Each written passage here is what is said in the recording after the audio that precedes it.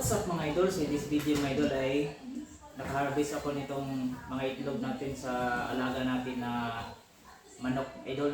So kinuha ko ito idol kasi i-incubate natin ito. So una natin gagawin mga idol ay lilinisin natin ito mga idol. So ito mga idol, meron akong suka tapos tubig. Yun. So ito yung gagawin nating panglinis mga idol. Yan, so kunti lang na suka mga idol. So bali, ito pala yung gagamitin natin na incubator. So same pa din itong incubator na ginagamit ko last year mga idol. So proven and tested ko na ito. Nakapag-hatch na ako nito ng mga 6 na beses.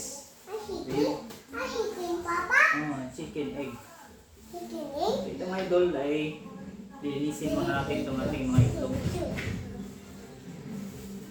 para mawala yung mga ano yung mga idol, mga mikrobyo.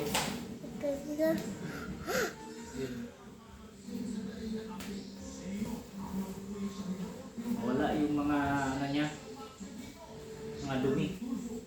Tapos lagay lang natin dyan. So ganito mga idol, kailangan nating malinis yan lahat mga idol, yung mga dumi niya para hindi mag ano sa ating incubator, walang mikrobyo. So suka lang yung organic yung gamit ko mga idol, suka lang yung ginamit kong palinis tapos tubig. So yun, so wag nating punasan, hayaan lang natin yang matuyo. So ito na yung ating mga egg mga idol, kita niyo mga idol. So medyo malinis na siya, so goods na yan mga idol, at patutuyuin lang natin yan muna. So ayun mga idol, habang pinapatuyo pa natin yung ating mga itlog mga idol ay isi-set up muna natin itong ating incubator. I-preheat natin mga idol para pagsalang natin, paglagay natin sa itlog dito ay mainit na siya. So ito pala yung pinaka-sensor niya mga idol. So semi-automatic pala itong ating incubator, yun o. So semi-automatic siya mga idol kasi may thermostat siya. Tapos pag sumobra na sa ano niya, sumobra na sa init ay biglang hihinto siya. So yun, may pailaw din siya dito mga idol para ma-check natin kung fertile ba yung itlog o hindi. So yun, ito mga idol. So medyo mainit na siya. Ito pala yung heater niya. Tapos water base ito mga idol. So ito, yun o. So sa pag set up nito mga idol, kayo na yung magtansya sa tubig na gaano kadami yung ilalagay nyo. Tulad niyan mga idol. So water base siya mga idol. Ito yung kagandahan niya. So yan. So tapos itong ano niya, itong sensor niya ay ilagay lang natin ito dito sa gitna. Tapos lagyan natin itong scotch tape para hindi matanggal, para accurate yung ma-sense niya na init ng tubig. Yun mga idol. So yan, hintayin na lang natin mga idol. I-set muna natin ito sa i-set muna natin ito ano na lang muna. Yan, i-set muna natin sa 30. Yan. So 38. So ganyan mga idol para minute siya. Yan. So i-sirado muna natin yan mga idol. Yan, goods. Yeah, at yun guys, dahil tuyo na yung ating mga itlog guys, ay isasalang natin siya dito sa ating incubator. Tara, let's go. So ito na guys, ilalagay na natin.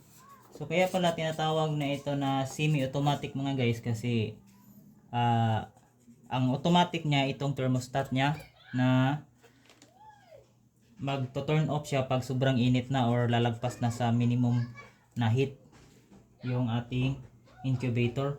So ito yung ginagawa ko guys, nilalagyan ko ng markings. Yan, kita nyo guys, para araw-araw guys ay at least 3 times a day ay turn natin yung ating mga itlog. So gaya nito guys, kung ganito yung plastada niya ngayon, so pagka bukas guys or mamayang gabi ay yan, ito turn natin siya ganyan. So yan yung kahalagahan ng markings guys, para hindi tayo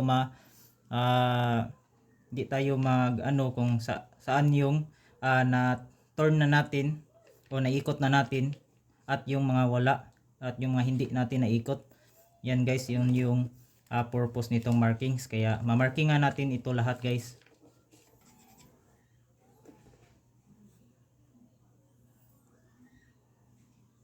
So ayan, tapos nang mamarkahan natin lahat ng itlog guys. So may isang problema pala tayo dito guys, kasi nawala yung parang beadings niya dito sa taas, yung parang foam. So itatry natin guys na ito yung gagamitin ko na lang. Sana ay effective ito guys.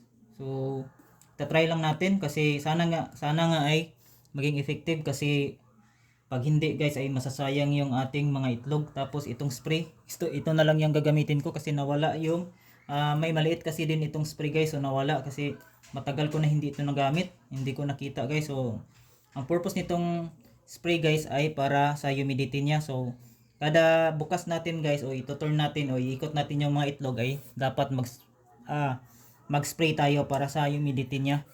So yun guys, tulad nito guys oh. So ganyan, kahit dalawa or tatlo guys, tapos distansya lang. Tapos ito ay ilalagay natin ito sa taas. So sana effective ito guys. So first time ko lang na ito yung gagamitin ko. So ganyan, parang takip lang niya. So parang naging balot na yung ating incubator. Tapos sisirado na natin yan guys. Ganyan. Tapos isi-set na natin ito guys, yung ating temperature. So set natin sa, ilagay lang natin sa 37 or 36.9 or 36 na lang, 37.5. Yun, 37.5 guys. Yan na muna yung iset natin guys.